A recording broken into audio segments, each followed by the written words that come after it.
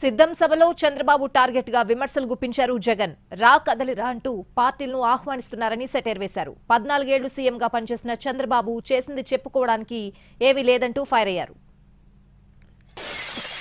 ఈ మధ్య కాలంలో ఆయన అంటా ఉన్నాడు, తెలుగుదేశం పిలుస్తోంది రా కదలిరా అని చెప్పి అంటా ఉన్నాడు. పిలుస్తా ఉంది. ప్రజల్ని కాదు పార్టీలను పిలుస్తా ఉన్నాడు. దత్తపుత్రుడిని పిలుస్తా ఉన్నాడు. నేనిచ్చే ప్యాకేజీ కోసం రా కదలిరా అని చెప్పి దత్తపుత్రుడిని పిలుస్తా ఉన్నాడు. వదినమ్మను పిలుస్తా ఉన్నాడు. కమలం పార్టీలో చేరి అక్కడ నా మనిషిగా రా కదలిరా అని చెప్పి వాళ్ళ వదినమ్మను పిలుస్తా ఉన్నాడు.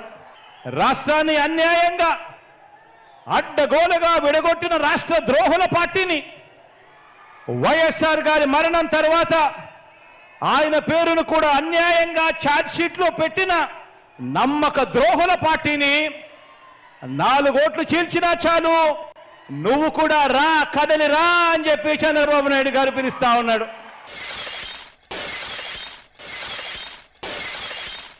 14 ఏళ్ళు ముఖ్యమంత్రిగా పరిపాలన చేసి నేను ఇది చేశా అందుకే నాకు ఓటేయండి అని చెప్పి అడగాల్సిన పొజిషన్లో ఉన్న 14 సంవత్సరాలు ముఖ్యమంత్రిగా చేసిన వ్యక్తి చెప్పుకునేందుకు ఏమీ లేదు కాబట్టి రాజకీయాలన్నీ కూడా వాళ్ళయి పొత్తులు జిత్తులు నక్క జిత్తులతో సాగుతా ఉంది. ఈ మధ్య ఈ చంద్రబాబు గారికి ఎన్టీ రామారావు గారు గుర్తుకొస్తా ఉన్నాడు. వెన్నుపోటు పొడిచేది ఆయనే, మళ్ళీ ఎన్నికలప్పుడు ఎన్టీ రామారావును గుర్తు తెచ్చుకునేది ఆయనే.